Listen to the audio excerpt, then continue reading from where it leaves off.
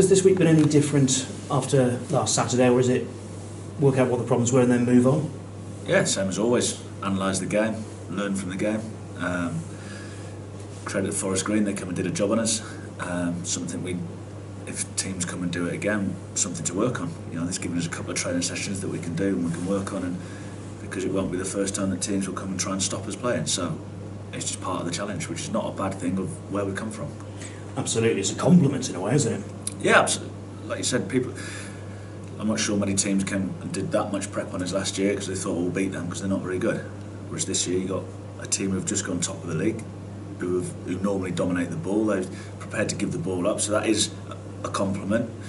And to be fair to them, they did it well and they rightly won the game. So there is a compliment within all of that. And yes, we're disappointed that we lost the game, but you take stock, and reality, we've lost one game in 2 months, so it's just crack on. And Swindon, obviously, they've come to Cheltenham already this season, been tested as well, so like Forest Green, having done their homework, they'll know about you as well. Yeah, one of the best teams we played this year. Moved it around, caused us a lot of problems. Just got into the top 3, I think, after the weekend, just won 3 on the spin, so another team on a good run. So a tough game, another local derby. Should be hopefully another decent crowd in, and hopefully we put in a better. But I don't think we stung the joint out on Saturday. I just don't think we weren't quite at the levels that we have been. Hence the reason there was only thin small margins in the game. So, but we need to turn up again and hopefully win the game. I know Doyle does seem to be on absolute fire at the moment for Swindon. He's just in one of those runs. Good player. Score, I'm not quite sure how many he's got now. I think it's 12 or 13, maybe more than that. So, but they can hurt you in lots of different ways. They can play a couple of different formations. They've got good attacking players. So, as we saw previously, the first 20 minutes they started like a train at our place, and we found ourselves going behind, but managed to get ourselves back in the game. So Rich has got them playing well, and I think the league team will take that. The FA Cup, is it any different because it's the Cup, or is it just the next game? For me, it's just the next game. I think at this level, the FA Cup is still the FA Cup in regards to, there's still, can we win a couple of games and get a big one? I think at the top level now, it's seen as a bit of a hindrance. It gets in the way a little bit. Players will never tell you, but they're quite happy going out in the third round of the top league because they get a weekend off. But at this level, it's always that dream of only a couple of games away from playing at Old Trafford or against Man City, Liverpool, whatever it is. So it is for me, like I said, it is just win the next game, get back on the horse and a good performance and a win. But in the background, there's always that fairy tale story. And with fairy tales comes finances normally as well. Yeah, just a byproduct of.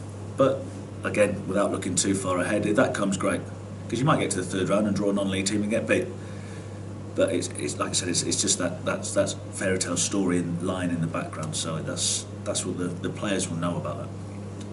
Obviously, you've got a few players here on loan. Are the parent clubs letting them play in the Cup, or is that still got to be decided? Now all players are available, which is a good thing. So hopefully we can pick the right team which incorporates everybody.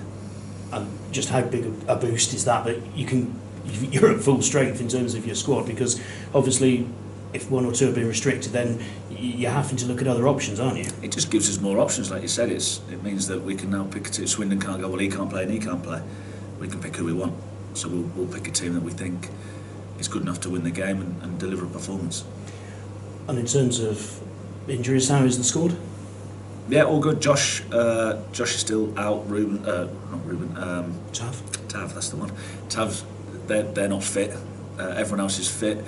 Ruben got 45 minutes on Tuesday, which was pleasing. As did some of the others. Got full 90 minutes into them, so that was a good exercise, good performance. 15-year-old Harvey Skurick played, and Ruben got through his minutes. Sheafy got through 45 minutes, and so it was a good day. And are they? Those Ruben and Max Sheafy, are they sort of coming back into contention now, or is it a case of they still need more sort of minutes in those sort of games? I think Sheafy's closer than Ruben. Ruben's been out a long time because he didn't play at the back end of his time at Forest Green. So it's been a long time since he's played 90 minutes, Ruben. So we need to make sure he's right.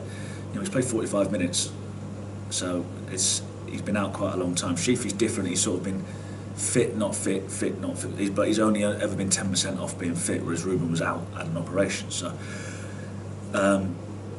we just need to monitor Rubes, keep him on track, keep him ticking over, keep him getting sharper and sharper, because even on Tuesday shows that, you know, he can hold the ball up, can bring people into play.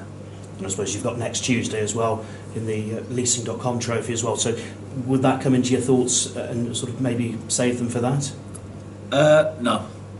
The focus is Saturday, because it's all right having a team in mind, which you probably do have a skeleton idea, but you don't know who's going to be injured, suspended, what could happen between now and then. So I don't think Ruben will be ready to start that game either.